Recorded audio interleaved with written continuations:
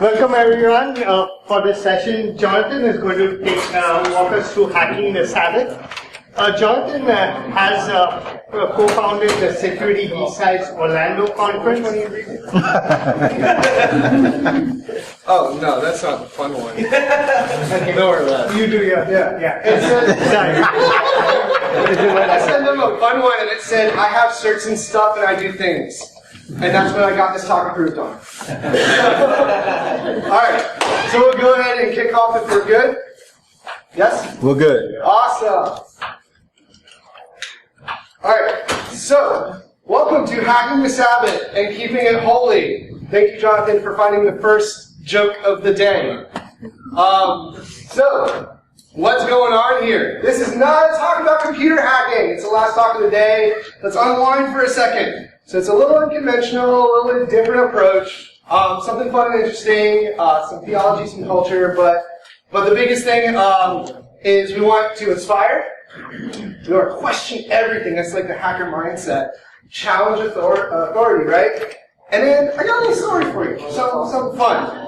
So, as people are still pouring in, who am I? This is my intro slide. Jonathan Singer. Hey, what's up, everybody? Senior security engineer at GuidePoint Security. Got my buddies in the house. What's up? Hey. All right.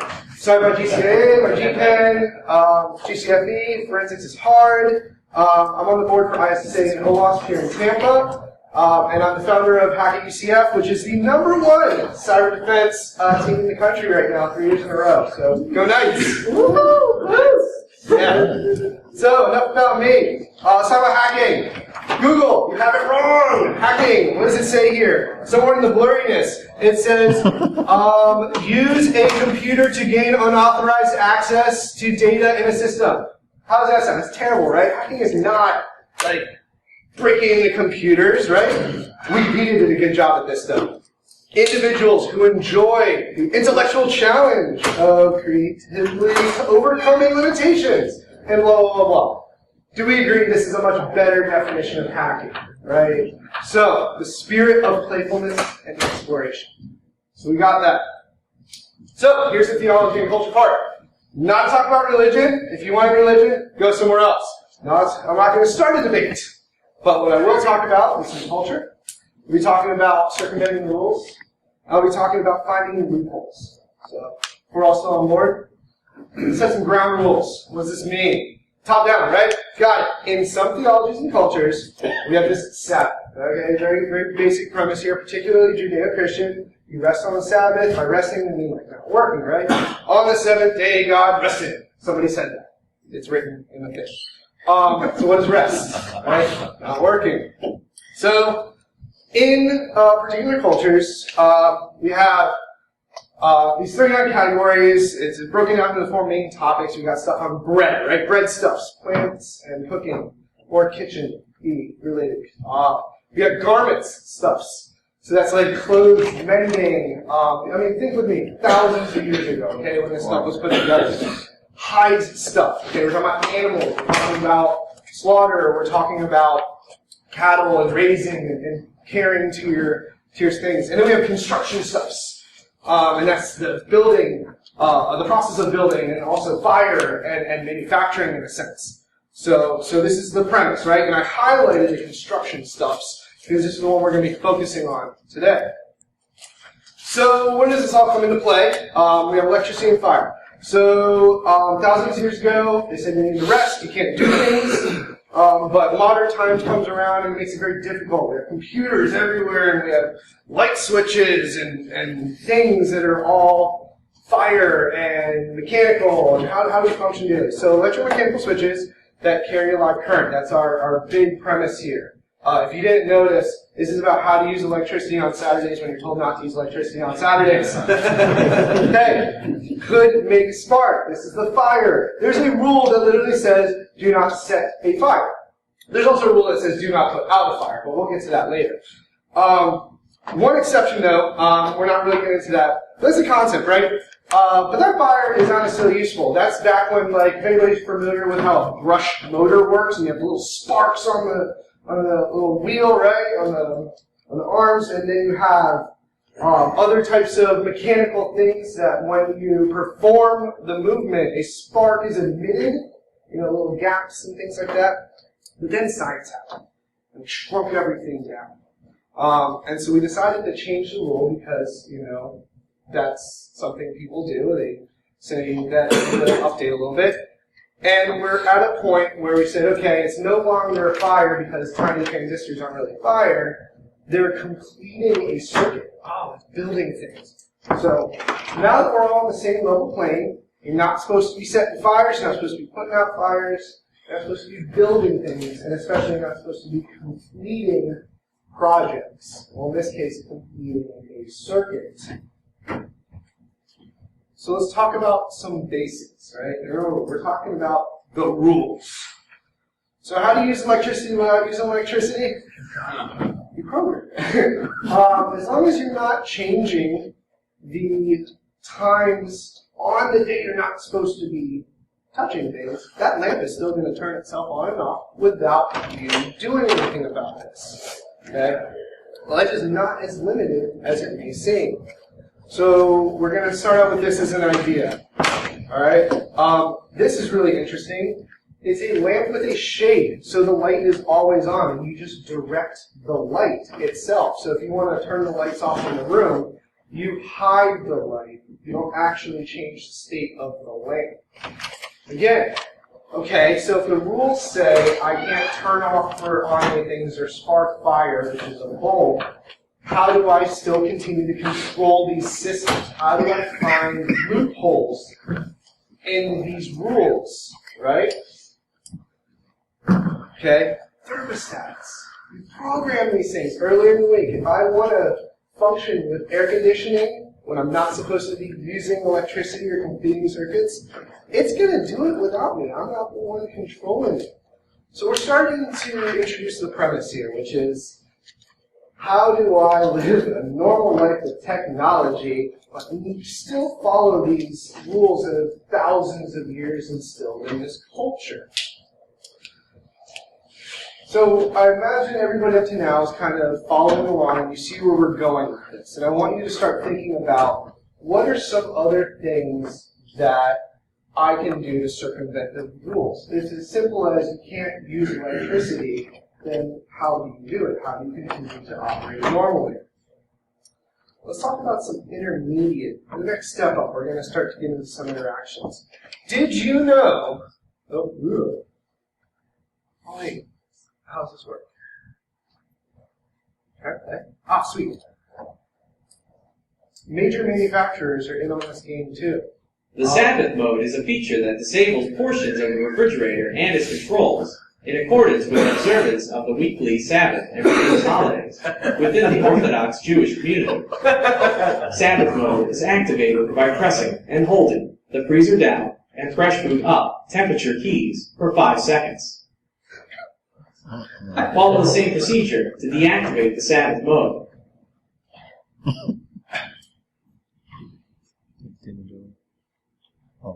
So what's going on here is the fact that an industry of invention has been created around this basic concept. We don't want to inconvenience our lives because of some rules from thousands of years ago. That if you ask me, it's not like you can go and update these policies. They're set in stone. You know?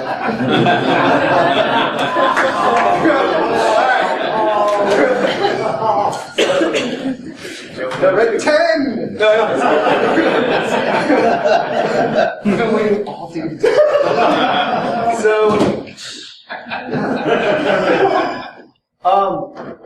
The same goes to stoves too. Look at this, right? If your control panel displays a backwards C on the left side of the display, the control panel has been set to Sabbath mode. When any function is programmed in Sabbath mode, the control panel will not beep or change its display. Wow. To deactivate the Sabbath mode, press the bake and broil pads at the same time until SF displays. Then, press the delay start pad until 12 shutdown displays. Press start At this point, the backward C will disappear and you can use the control as normal. If you want to activate the Sabbath mode, press the bake and broil pad at the same time until SF appears. Then press the delay start pad until Sabbath displays. Press start and the backward C will appear on the display, indicating that the control is in Sabbath mode. When the control is set to Sabbath mode, you will not be able to see any changes on the display when programming a function on the control. You can't use it. When setting the oven to bake in Sabbath mode, the starting temperature is 350 degrees. Each time you press the plus or minus pad, the temperature will increase or decrease by 25 degrees. When you press start, the function will activate within 30 seconds to a minute. A C will appear on the display next to the backward C when the function activates. To stop a function, press clear off. After 30 seconds to a minute, the function will stop and the C will disappear. Wow. So the So, stove still works. huh? So the stove still works. So the trick here, the trick with this one is, again, we're reading the rules as it is written. And so we're not, the stove is starting itself. So it's a bit of randomization taking place here. So I can start the fire and then set the fire, but now that the fire is lit, I can increase the intensity of the fire. So I can adjust, but I can't start or stop. Are you following? Wow. So, but yeah, big industry, big companies are in on this also. They want to make sure that you don't have an inconvenience in life. So that's stoves. Imagine a lot of people, especially here in Florida, have heard about the elevators. Some of the slowest elevators in the world can be found in hotels on Miami Beach. South Florida construction for the season, all year round. Those who are back Miami. People get their homes, get their rooms on the Sabbath if you're on a high floor. Sleeping in the lobby is not a solution. The problem is, for observant Jews, it is forbidden to ride an elevator on the Sabbath. The Bible simply says you do not make a fire on the Sabbath. When you push the button and create electricity, you're creating fire. When the door opens, there's all types of electricity, all types of labors are being done. Therefore, that would be forbidden on the Sabbath. The other problem is the electric eye in the elevator door. The electric eye detects your presence, opens those doors again. Uh-oh, your body has opened those doors. If we interfere with the electric eye, it's just instead of pushing a button. So the rabbis, together with technology and science, have come up with a solution where they created a Sabbath elevator and there's no need to push any buttons. We do have a Shabbat elevator for our Jewish customer. Our maintenance staff, typically around 5:30 in the evening, before the sun will set, will key the elevator where it goes straight to the rooftop, up to 17, and then we'll stop on every floor on the way down until we get flush in the basement. Going up, the Shabbat elevator is an express to the penthouse. Who's be singing Shabbos songs, especially if we're alone together in the elevator? So it does, yes. The penthouse goes quick. Coming down, the elevator takes about 7 minutes, stopping at every floor.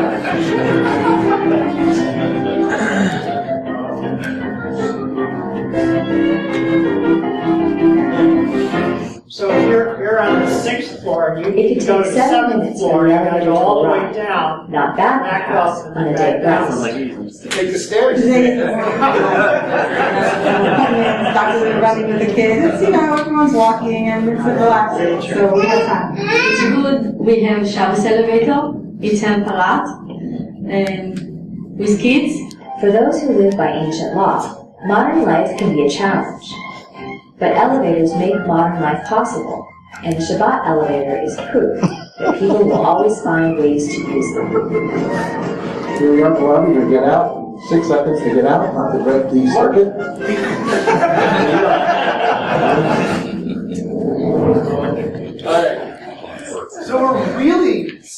to take these rules and we're saying, but you didn't say this, or you didn't say that, or we're having a good time here. And so we're constantly modernizing something that we're not allowed to change in this culture. And so this is some cool stuff, but it gets real weird here in a little bit. We're going to talk about the difficult, this is like over 9,000 level stuff of, wait, you're totally breaking the rules here. You're not. Check this out.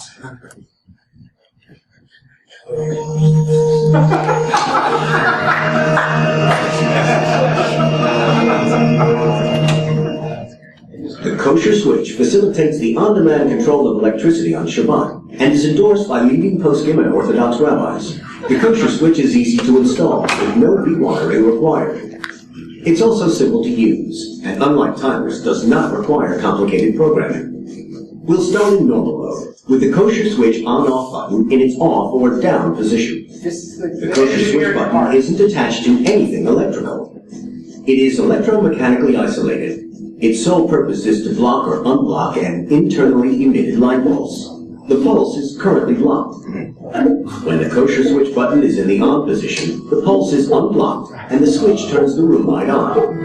Before Shabbat, simply slide the mode selection switch to Sabbath mode.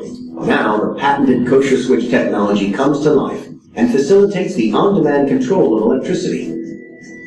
The green status light provides absolute assurance that there are no active internal light pulses. In reality, we're only moving an isolated piece of plastic. Just wait for the green and flick the kosher switch. The status light automatically changes between green and red and is independent of the kosher switch button.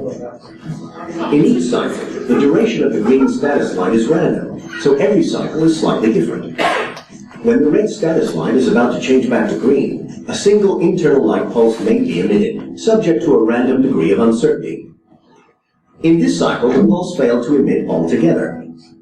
Even when a pulse is successfully emitted, the ability for the pulse to be received is also subject to a random degree of uncertainty. Every cycle is different, independent, with lots of randomization, and its behavior is impossible to predict. So in any given Sabbath mode cycle, there is a first uncertainty or suffix. Will the pulse be emitted successfully? Followed by a second uncertainty or suffix. Will the pulse be received successfully? Notice that there's only a single flick of the kosher switch button, and then the switch completes one or more cycles with combined uncertainties. Finally, the pulse is successfully received, and the kosher switch turns on the room light. Many poskim and Orthodox rabbis have ruled that the use of the kosher switch is not even considered grama, or indirect causation, and is therefore permitted for consumer use. Since all we've done is move a single, isolated piece of plastic.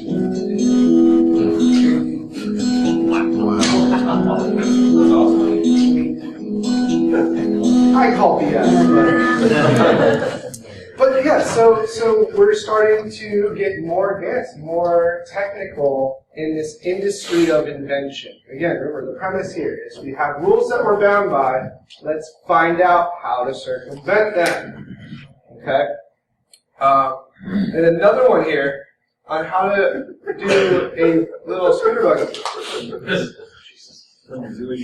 Hi, my name is Erin Chatterton, and I'm here at the Amigo Mobility Headquarters in Woodford, Michigan. Today I'm going to demonstrate the Amigo Shabbat controller that's on our Amigo RD that I have here today, but it is also available on the Amigo RT as well. The Shabbat controller is designed specifically to allow members of the Jewish Orthodox community to fulfill the no work requirement while operating mobility devices during Shabbat. When in normal mode, the Shabbat will operate as it normally should. To switch from normal to Shabbat mode, I will pull out on the toggle switch and move it into the Shabbat position.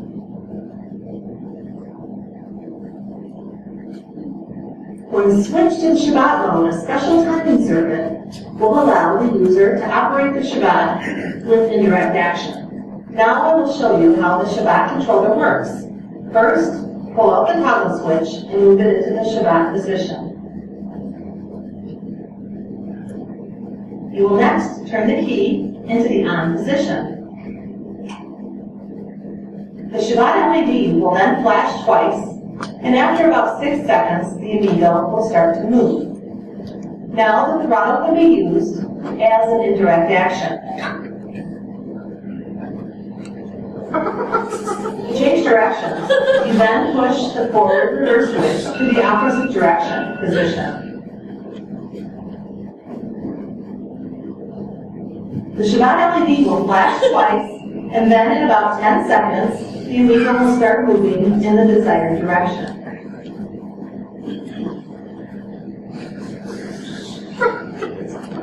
So to guarantee that the amigo is kosher approved to be used during Shabbat, a label is placed on the front of the handle that shows the certification from the Zoman Institute in Israel.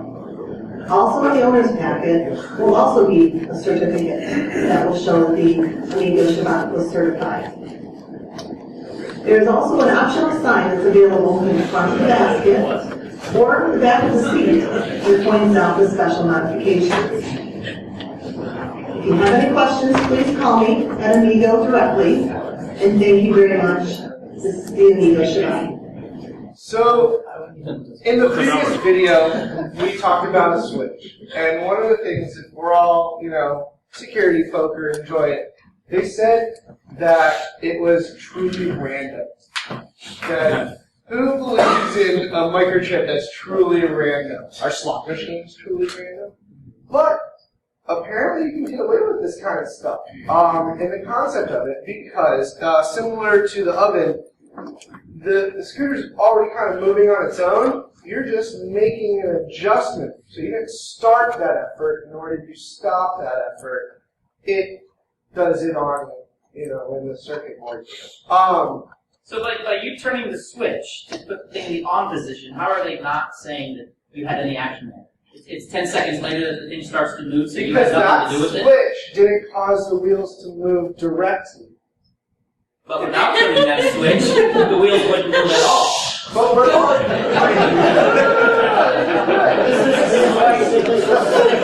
This is good. This is exactly what I want to hear, is questioning and challenging and thinking outside of the box. And so, something they mentioned in the video is this organization in Israel that goes way over the top and authorizes a lot of these different techniques. There was a slide that I took out, but I'll mention it anyways. It's about cell phones. And as long as your cell phone can't do anything of entertainment value, like internet, because the internet is for porn,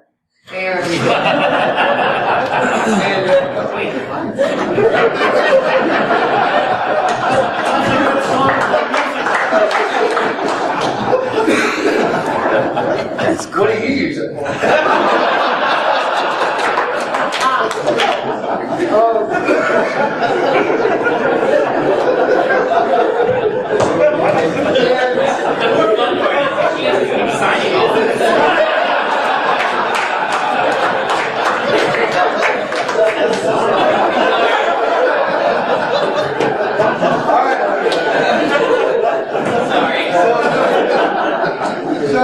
No, there's actually a real thing. You could accidentally become aroused by using these multimedia devices. It's part of this process.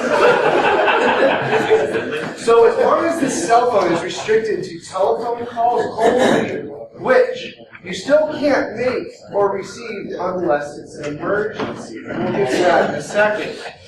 But yeah, these emergency cases allow for anything. Okay, at the end of the day, I mentioned there's a rule that says don't put out a fire. If your house is on fire, you put the house out, okay? Out of its misery, because there was a spider in it. And so when there's an emergency, there's a special case, nothing matters. And so with these cell phones, the Prime Minister of Israel has authorized a team of his guards who may or may not be observant to carry cell phones in case an emergency happens. You don't touch the cell phone, you don't do anything with it, it's just there in case of an emergency. But it's like, dude, you're carrying a cell phone, you got technology on you, it's doing stuff. And it's like, well, it's on its own, I'm not interacting with it, and it's there in case we need to override. Okay, that's a general acceptance. If there's an emergency, the rules don't matter because something is in danger. So let's make up emergencies. So here's an interesting one. The Prime Minister of Israel decided that this train being built from Jerusalem to Tel Aviv, it's about an hour and a half drive. And they want to do like one of those really quick trains. Like everything in Israel, way behind schedule and over budget. He decides, I gotta figure out how to get people to work 7 days a week. Oh man, that was a shitstorm. So what he did here is he utilized the overarching powers of emergency and life and death scenario to get what he wanted and to circumvent the rules.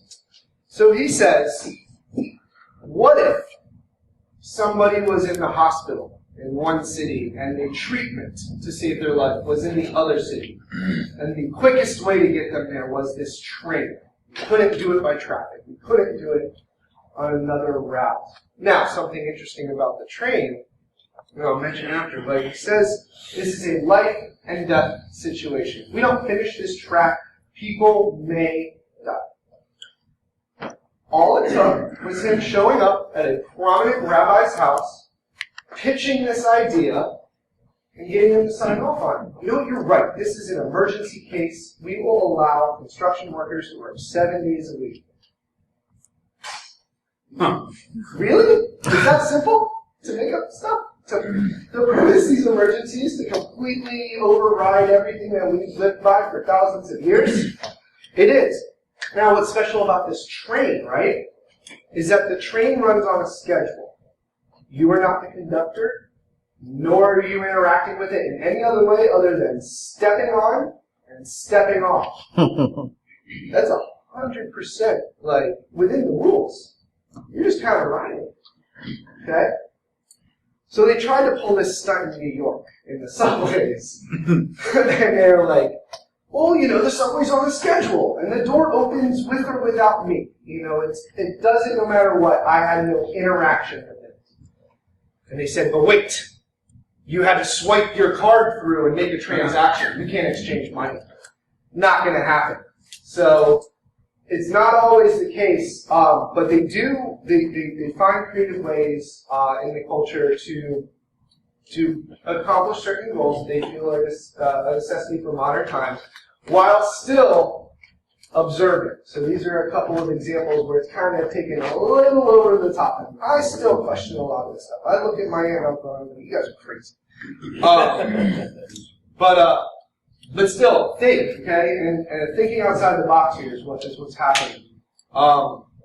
Now, I want to kind of like leave you guys on this idea, right? So we want to find these loopholes on your own. So this is a story about my community, and a story that is personal to me.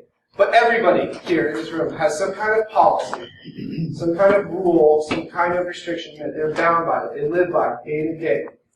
And many times there's going to be loopholes. There's going to be all kinds of things. So they find these variables, right?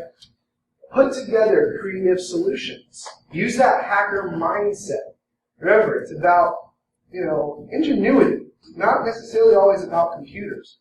Hey, question authority and question restrictions. And finally, take the time to actually read the rules. Maybe you're told by somebody, but have you actually seen it for yourself? You may find something that somebody else missed. So, what I say is, find the loopholes, bend the rules, but never break them. As part of putting together this, I want us to shout out to Congregation Cherizedek here in Tampa. I actually consulted a rabbi for this. Rabbi named Farb. He was super awesome. He's super nerdy too. We talked about Linux. He's really cool. But when I first told him about this idea where I wanted to share the industry of invention within our community, he thought it was awesome. He's like, technology, I love it. How can I help? So I put together a lot of the slides. I pitched it to him. He gave me some additional information. So huge shout outs. And this goes to show that wherever the rules may exist, like we're constantly trying to find like how to make our lives easier without breaking them.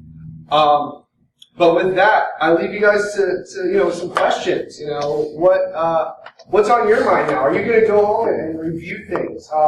Somebody mentioned about how we're in a law building, right? Something like that. Attorneys, all they do all day is read policy and find loopholes, right?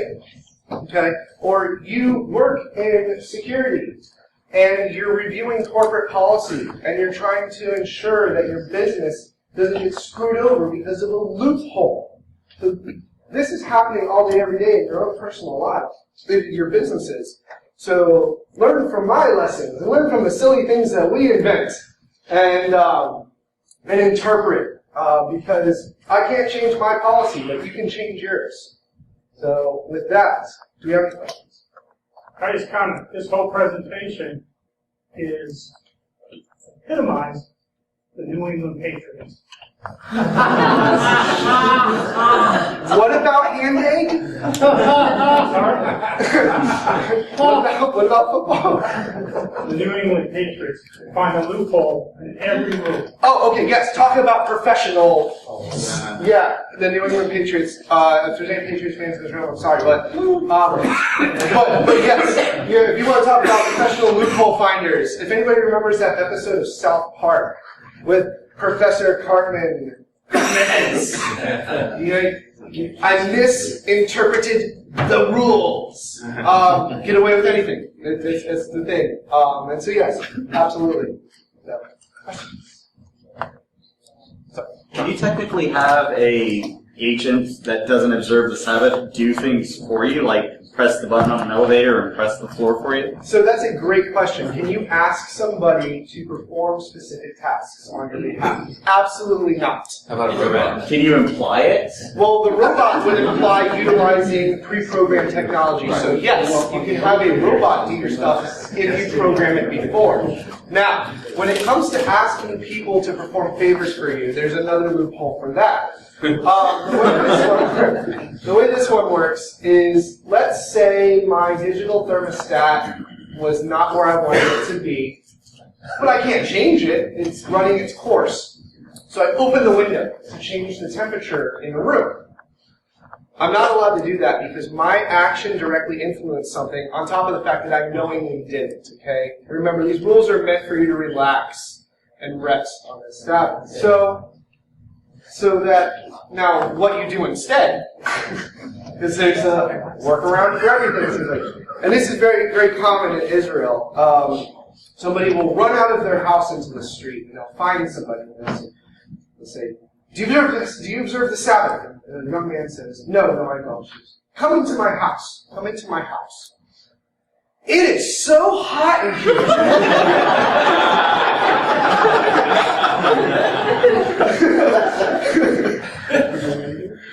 So yes, you can apply it.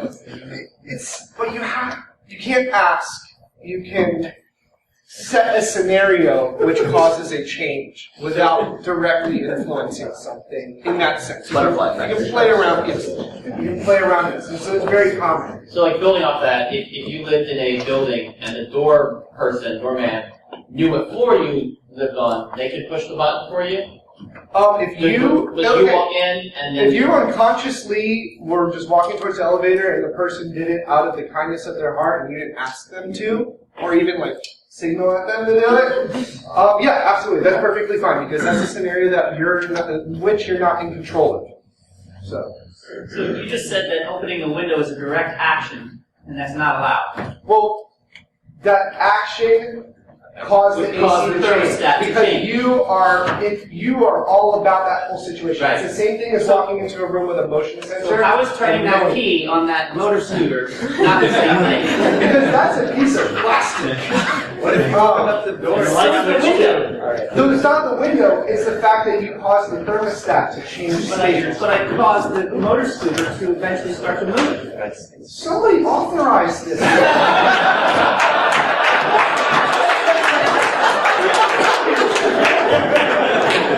I question it all day long. How do you get away with this stuff? It really is, and it's I misinterpreted the rules, or you didn't say I couldn't. And that's constantly happening. So Yes. come on, H. Program ahead of time. Is that kind of fall into? So home automation is perfectly acceptable unless sensors are being used. So, for instance, if you knowingly have a motion sensor in a room that turns on the lights, you're not supposed to do that. You're on a timer. But if it's on a timer, that's fine, as long as you don't program it during your Sabbath window. Now, here's something interesting then, is think about this. What if you tell your buddy to walk into a room and he doesn't know the motion sensors? Now, two sets of randomness here. You don't know if he's really going to do it. People are a lot more random than computers. And the fact that you don't know if that motion sensor is actually going to work or not anyways. The power's going to be off in that. Oh, so that argument you can say, hey, can you go grab this out of that room for me? Perfect, right? So now we're starting to think here. We're starting to process extra steps. And don't get me wrong, I love this whole culture thing and this industry of invention, because that's what's most fascinating about it, is instead of accepting it for the way it is, you constantly sit there and challenge it, and you find those loopholes, and you build things. And there's companies that all they do, all day long, is sit there and they go, well, it didn't say this, invent new thing. Sell it to everybody on the internet to make their lives easier. So I have a question. If the idea is you cannot, just so I have it straight, you can't cause the action. So if the idea is to rest that day, is resting causing an action? So in other words, if I sat on the scooter and it turned on, I sat on the scooter and rested. I like the way you're thinking. So we'll figure this out. It may work. There's all kinds of weird things that are taking place here, and there's constantly reevaluations by different authorities within the community. The fact of the matter is, at the end of the day, once you discover something, you can run with it. And if you have enough power, you can make it happen. Like building a train on Saturday. So anything may be possible, if you spend enough time with it and you constantly nitpick and look at the details. I mean, dude, I'm sitting here talking to you with a laptop on Saturday, so bring it on. Outside of that, I mean, any other questions? Now we'll put this one to bed. Yeah, thanks for staying all day and coming to the last talk.